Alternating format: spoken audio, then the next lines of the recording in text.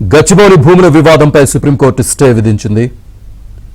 కంచె గచ్చిబౌలి భూములతో ఎలాంటి పనులు చేపట్టవద్దని సుప్రీం ఆదేశించింది. మళ్లీ ఆదేశాలు ఇచ్చేదాకా ఎలాంటి చర్యలు తీసుకోవద్దని స్పష్టం చేసింది.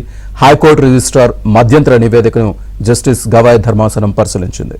మరోవైపు మీడియాలో వచ్చిన కథనాలను అమికస్ క్యూరీ పరమేశ్వర్ ధర్మాసనం ముందు మెన్షన్ చేశారు.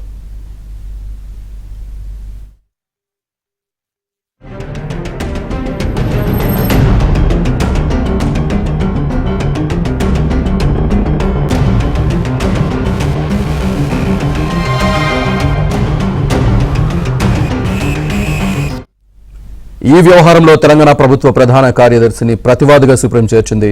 అత్యవసరంగా నిర్మాణ కార్యకలాపాలు చేపట్టాల్సిన అవసరం ఎందుకు వచ్చిందని ప్రశ్నించింది. అఫిడవిట్ దాఖలు చేయాలని తెలంగాణ ప్రభుత్వ ప్రధాన కార్యదర్శిని ఆదేశించింది. 16న విచారణ చేపడతామని తెలిపింది.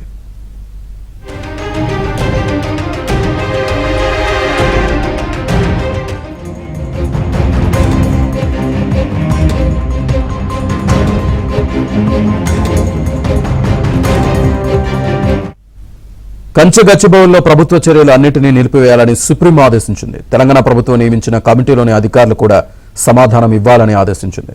తమ ఆదేశాలను ఎవరు ఉల్లంఘించినా తెలంగాణ ప్రభుత్వ ప్రధాన కార్యదర్శి వ్యక్తిగత బాధ్యత వహించాల్సి ఉంటుందని తేల్చి చెప్పింది.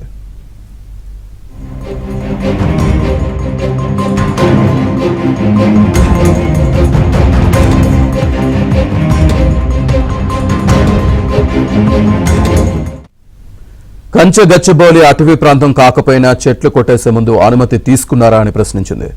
3 రోజుల్లో 100 ఎకరాలు చెట్లు కొట్టేయడం సాధారణ విషయం కాదని, హైకోర్టు రిజిస్ట్రార్ పంపిన ఫోటోలను చూస్తే పరిస్థితి అర్థమవుతోందని వ్యాఖ్యానించింది.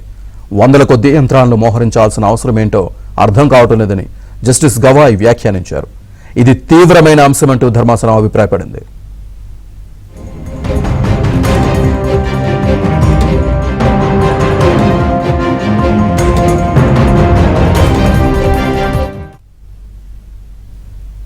కంచె గచ్చిబౌలి భూముల విషయంలో విద్యార్థులకు బీజేపీ అండగా ఉంటుందని ఆ పార్టీ ఎంపీ రఘునందన్ రావు తెలిపారు. ప్రభుత్వ తీర్పుపై హెచ్సీయూ విద్యార్థుల పోరాట ఫలితంగానే కోర్టు తీర్పు వచ్చిందన్నారు. సుప్రీంకోర్టు తీర్పు ప్రభుత్వానికి చెంపదెబ్బ వంటిదని రఘునందన్ రావు అన్నారు. ఇదంతా విద్యార్థులు చేసినటువంటి సంఘటిత పోరుకు వచ్చినటువంటి ఫలితంగా భావిస్తా ఉన్నాం.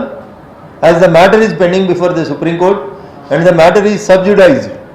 ఇది విద్యార్థులు సాధించినటువంటి సమైక్య విజయం. రాజకీయ పార్టీలు రాష్ట్ర ప్రభుత్వం మీద తెచ్చినటువంటి ఒత్తిడి కొంతవరకు ఫలించిందని చెప్పి ఈ సందర్భంగా భావిస్తూ ఉన్నాం. మేము కూడా మొదటి నుంచి చెప్తున్నటువంటి అంశం అదే. టెక్నికాలిటీస్లోకి పోకుండా ఉమ్మడి ఆంధ్రప్రదేశ్ ఉన్నప్పుడు ఏర్పాటు చేసినటువంటి చట్టాల ప్రకారం చూసినా మన ఇంటి కాంపౌండ్లో ఉన్న ఒక చెట్టును తొలగించాలన్నా, రోడ్డు మీద ఫుట్పాత్ మీద ఉన్న ఒక చెట్టును తొలగించాలన్నా దానికి అనుమతి తీసుకోవాలనేటువంటి నిబంధనలు ఉన్నటువంటి రాష్ట్రంలో ఎలాంటి అనుమతులు లేకుండా 100 ఎకరాల్లో భూముల్ని చదం చేయడం, వేలాది చెట్లను కొట్టివేయడం పట్ల సుప్రీంకోర్టు చాలా స్పష్టంగా తన ఆగ్రహాన్ని వెలిబుచ్చింది. ఇప్పటికైనా నేను రాష్ట్ర ప్రభుత్వాన్ని చేసేటువంటి అప్పీల్ ఒకటే. ఆ భూమి మీది మాది 1973లో ఇందిరమ్మ ఇచ్చింది, తర్వాత వీళ్ళు అమ్ముకున్నారు, వాళ్ళు అమ్ముకున్నారు, వాళ్ళు రోడేసిర్రు, వీళ్ళు రోడేసిర్రు, ఇట్లాంటి వ్యక్తిగతమైనటువంటి ప్రతిష్టలకు పోకుండా